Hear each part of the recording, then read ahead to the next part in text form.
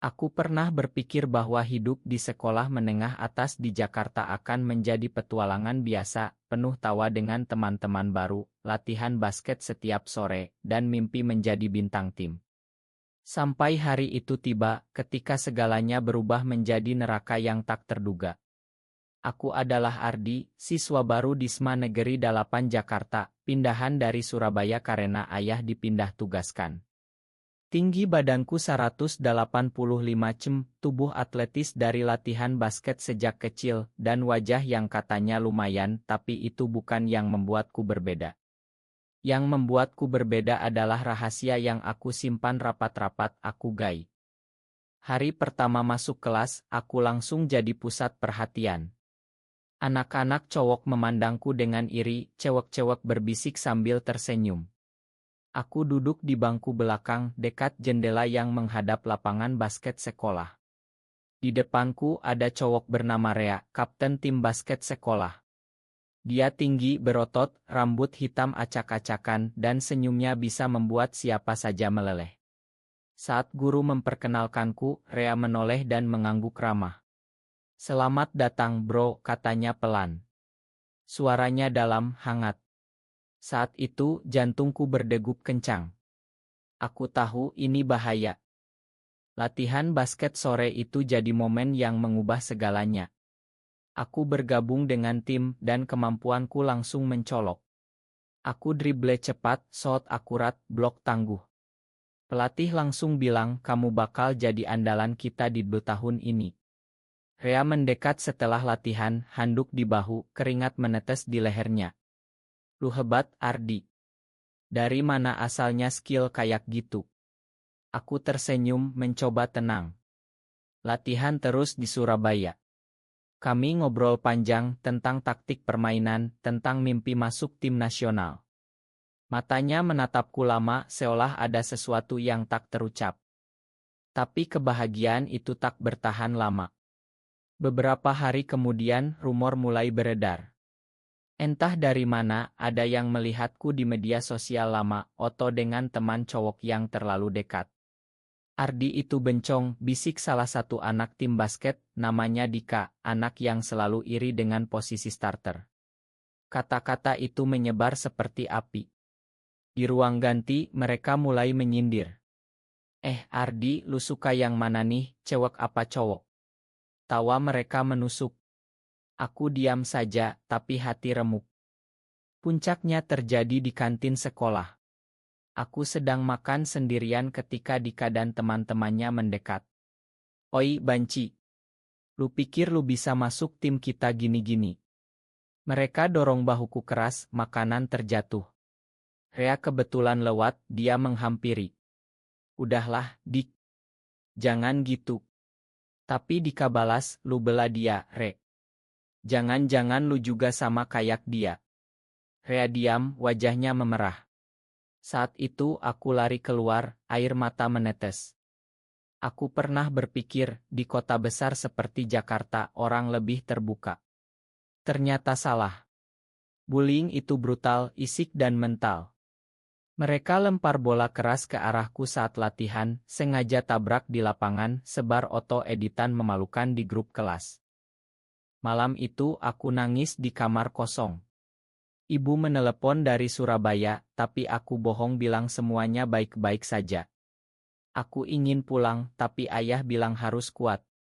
Di tengah keputusasaan, pesan masuk dari Rea. "Ardi, Maya atas hari ini. Besok ketemu di lapangan pagi-pagi, ya. Ada yang mau aku omongin." Jantungku berdegup lagi. Apa yang akan terjadi? Keesokan paginya, lapangan masih sepi. Rea sudah menunggu bola di tangan. "Aku tahu rumor itu," katanya langsung. "Dan aku juga sama kayak lu." Matanya basah. Dunia seolah berhenti. Rea, kapten tim yang dikagumi semua cewek, yang punya pacar cantik di kelas sebelah, dia gay. Aku takut, Ardi. Tapi sejak lu datang, aku merasa nggak sendirian lagi.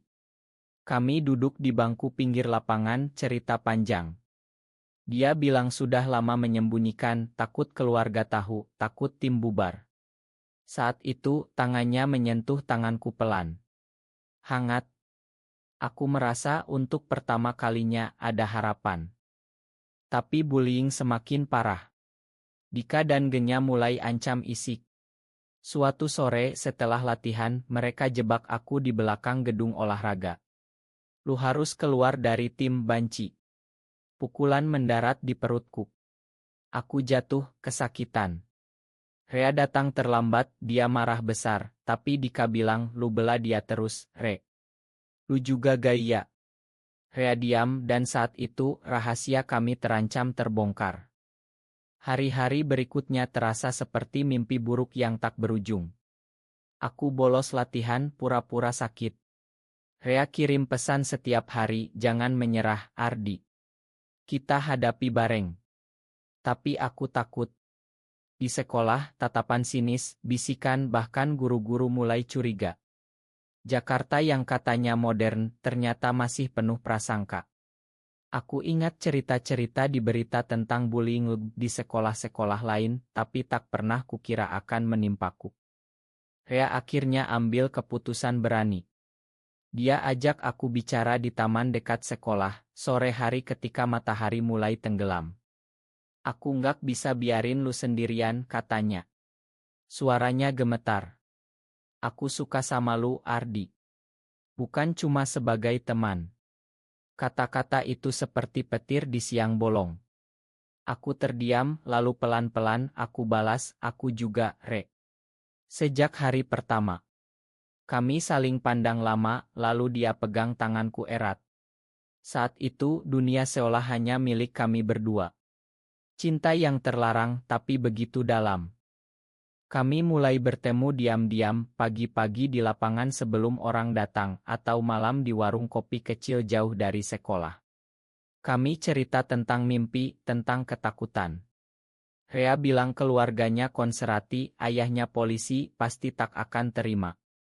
Aku juga, ibu sering bilang cowok harus cowok. Tapi bersama, kami kuat. Di lapangan, kami latihan berdua. Aku ajarin dia trik dribble baru, dia ajarin aku jump shot lebih akurat.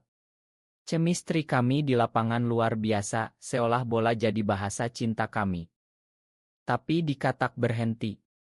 Dia sebar rumor bahwa Rea juga gay karena selalu bela aku. Tim mulai pecah. Beberapa anak mundur latihan, bilang tak mau satu tim dengan orang kayak gitu. Pelatih curiga, panggil kami berdua ke ruangannya. Ada apa ini? Tim lagi bagus-bagusnya buat double kok ribut. Kami diam saja. Aku ingin bilang semuanya, tapi takut.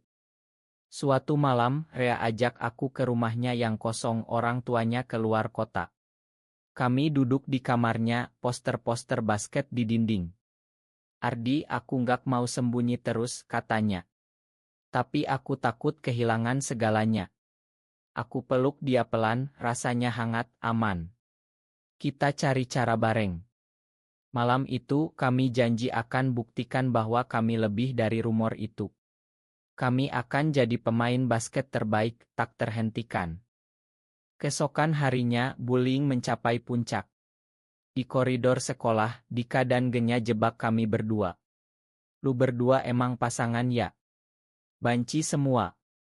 Mereka dorong Rea keras, dia jatuh. Aku marah, langsung balas dorong Dika. Perkelahian pecah. Guru datang pisah, kami semua dipanggil ke ruang buk, orang tua dipanggil. Ayah Rea datang, wajahnya marah. Apa ini, Re? Kamu malu-maluin keluarga. Rea diam, tapi matanya penuh air. Aku pulang dengan hati hancur. Malam itu, Rea telepon. Ardi, ayah tahu semuanya. Dari Dika yang cerita. Ayah marah besar. Suaranya pecah. Aku disuruh pindah sekolah. Aku nangis. Pengkhianatan dari Dika terasa begitu dalam. Kami yang baru menemukan cinta harus pisah. Tapi Rea tak menyerah. Besok aku akan bilang ke pelatih. Kita harus main di double. Buktikan ke mereka semua. Aku setuju. Kami latihan diam-diam pagi buta. Tubuh lelah, tapi hati penuh api. Turnamen bertingkat Jakarta semakin dekat. Tim kami lolos kualifikasi, tapi suasana tegang. Dika masih jadi starter, tapi performanya jelek karena okus bullying. Pelatih akhirnya beri aku dan Rea kesempatan lebih banyak. Hari turnamen tiba. Gor basket di Jakarta penuh sesak, penonton dari berbagai sekolah. Kami lawan tim kuat dari Bandung. Aku dan Rea starter. Saat masuk lapangan, sorak-sorai campur ejekan dari beberapa penonton yang tahu rumor. Banci. Keluar. Tapi kami abaikan. Pertandingan dimulai sengit. Skor ketat. Aku drible melewati lawan, pas ke Rea yang langsung dung spektakuler. Penonton terdiam lalu sorak. Kami unggul. Tapi di kuarter ketiga, Dika sengaja elbow aku keras saat rebound. Aku jatuh, kaki terkilir. Wasit beri foul, tapi aku kesakitan. Rea marah, hampir ribut dengan Dika. Aku diganti sementara. Dari bangku cadangan, aku lihat Rea main sendirian, tapi dia luar biasa. Blok steal, 3-pointer bertubi. Seolah semua amarahnya ditumpahkan di lapangan. Kami menang tipis. Penonton tepuk tangan untuk Rea. Tapi itu baru awal. Babak berikutnya lebih berat. Lawan dari sekolah elit di Jakarta Selatan. Dika mulai main kasar lagi, tapi kali ini pelatih tegur keras. Kalau kamu nggak fokus, keluar. Dika diam. Di Inal regional, kami lawan Real Abadi. Skor imbang sampai detik terakhir. Bola di tangan aku. Aku dribble Ake lalu pas ke Rea yang lompat tinggi buer better. Kami juara. Sorak-sorai menggema. Pelatih peluk kami, kalian luar biasa. Tapi kemenangan itu tak hilangkan bullying. Di ruang ganti, Dika masih sindir. Menang karena Banci beruntung. Rea akhirnya meledak. Cukup, Dik. Lu iri karena lu tahu kita lebih baik. Dika balas pukul, perkelahian lagi. Kali ini pelatih lihat semua. Dia panggil seluruh tim. Aku tahu rumor tentang Ardi dan Rea. Tapi di tim ini yang penting performa. Kalian yang bullying malu sendiri. Beberapa anak diam malu. Malam itu Rea dan aku jalan di Ancol, pantai Jakarta. Angin sepoi. Kita menang, Ardi. Dia pegang tanganku. Tapi aku masih takut orang tua tahu. Aku balas, kita hadapi pelan-pelan. Tapi pengkhianatan datang lagi. Dika yang tersingkir dari starter, sebar ideo editan kami berdua di lapangan dengan caption memalukan. Viral di sekolah. Orang tua Rea tahu. Ayahnya datang ke sekolah, marah besar. Kamu pulang sekarang. Gak boleh ketemu Ardi lagi. Rea nangis di telepon. Ardi, aku dipindah ke sekolah lain. Ayah bilang kalau enggak, dia usir aku. Hati aku hancur. Cinta kami baru mekar, sudah layu. Aku sendirian lagi. Latihan terasa kosong tanpa Rea. Tim menang terus, tapi aku main mekanis. Teman-teman mulai berubah, beberapa mendukung diam-diam, lu hebat, Ardi. Jangan dengerin mereka. Beberapa minggu berlalu seperti kabut. Rea pindah ke sekolah di Bogor, jauh. Kami hanya chat diam-diam, aku kangen Ardi.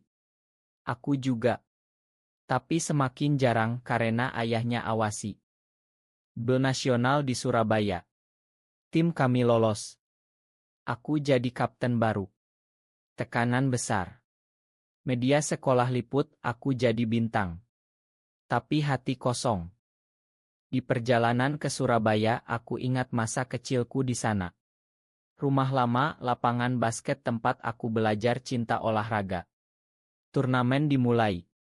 Kami sapu bersih babak grup. Semi-final lawan tim dari Aceh, kuat isik.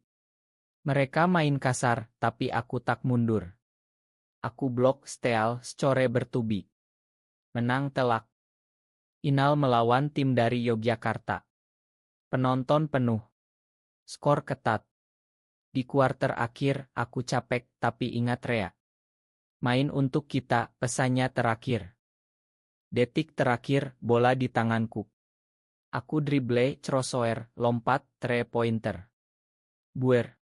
Kami juara nasional. Sorak-sorai. Pelatih angkat aku. Media wawancara, Ardi, siswa baru yang tak terhentikan. Tapi di podium aku nangis. Bukan karena menang, tapi karena Rea tak ada di sana. Pulang ke Jakarta, aku jadi selebriti sekolah. Bullying berhenti. Dika minta maaf, bilang iri. Lu emang hebat, bro. Tapi aku masih sedih. Suatu hari, pesan dari nomor baru. Ardi, ini Rea. Aku kabur dari rumah. Ketemu di lapangan lama. Aku langsung ke sana. Rea kurus, tapi matanya berbinar. Aku nggak tahan, Ardi. Ayah masih marah, tapi aku pilih bahagia. Kami peluk lama. Dia cerita dia tinggal sama tante di Jakarta. Aku mau balik main basket. Bareng lu lagi. Kami latihan lagi berdua. Pelan-pelan, rahasia kami terbuka ke teman dekat. Mereka dukung. Kalian pasangan kuat. Tapi konflik belum selesai. Ayah Rea cari dia, ancam lapor polisi. Kami takut. Konflik keluarga Rea semakin memuncak. Ayahnya datang ke sekolah, marah ke pelatih. Anak saya rusak karena Ardi. Pelatih bela, Rea anak baik, Pak. Basket ajarin disiplin. Aku dan Rea putuskan bicara jujur sama orang tua masing-masing. Aku dulu. Malam itu aku cerita ke ayah ibu. Ma, aku gay. Dan aku cinta Rea. Mereka terkejut, nangis. Tapi ibu peluk aku. Yang penting kamu bahagia, nak. Ayah diam lama lalu bilang ayah butuh waktu. Giliran Rea. Dia ajak ayahnya bicara. Awalnya marah besar, tapi Rea bilang, ayah, aku tetap anak ayah. Basket tetap aku kejar. Ayahnya pelan-pelan luluh, terutama setelah lihat kami juara nasional. Sekolah mulai berubah. Kami ajukan klub dukungan lebih kecil, diam-diam beberapa anak bergabung yang punya cerita sama. Tapi pengkhianatan terakhir dari Dika. Dia sebar cerita lagi ke media sosial, tag orang tua. Viral kecil. Ancaman datang, komentar kasar. Kami hadapi bareng. Rea bilang kita buktikan dengan prestasi. Kami datar trial tim Ibe Junior. Latihan keras. Tubuh capek, tapi cinta kami semakin dalam. Kami janji apapun terjadi bersama. Turnamen internasional di Jakarta. Kami main untuk klub baru. Lawan tim dari Filipina. Kami menang dramatis. Penonton tepuk tangan. Media liput, duo tak terhentikan dari Indonesia. Malam itu kami dirotop sekolah. Bintang Jakarta berkelip. Ardi, terima kasih udah kuat. Kita bareng, Re. Tahun terakhir SMA. Kami lulus dengan nilai baik, prestasi basket nasional. Rea balik ke rumah, ayahnya terima pelan-pelan. Yang penting kamu bahagia dan sukses. Kami masuk universitas sama di Jakarta, jurusan olahraga. Tim basket kampus rekrut kami. Bullying masa lalu jadi pelajaran. Kami cerita ke junior, jangan takut jadi diri sendiri. Cinta kami semakin kuat. Tak lagi sembunyi. Kami pegang tangan di kampus, meski tatapan aneh masih ada. Suatu hari, kami main exhibition match. Penonton penuh. Kami dominasi. Skor akhir, kami menang besar. Di akhir, Rea lutut satu, kasih cincin sederhana. Ardi, mau bareng aku selamanya. Aku nangis, mau. Meski Indonesia masih sulit untuk kami pilih bahagia. Prestasi kami buktikan, cinta tak salah. Kami jadi inspirasi. Anak-anak di sekolah-sekolah lain kirim pesan, terima kasih, Kak. Kalian beri harapan. Hidup tak sempurna, tapi dengan cinta dan kekuatan kami tak terhentikan. Aku pernah berpikir hidup akan hancur karena rahasia itu. Tapi hari itu membawa aku ke kekuatan sejati. Cinta menang.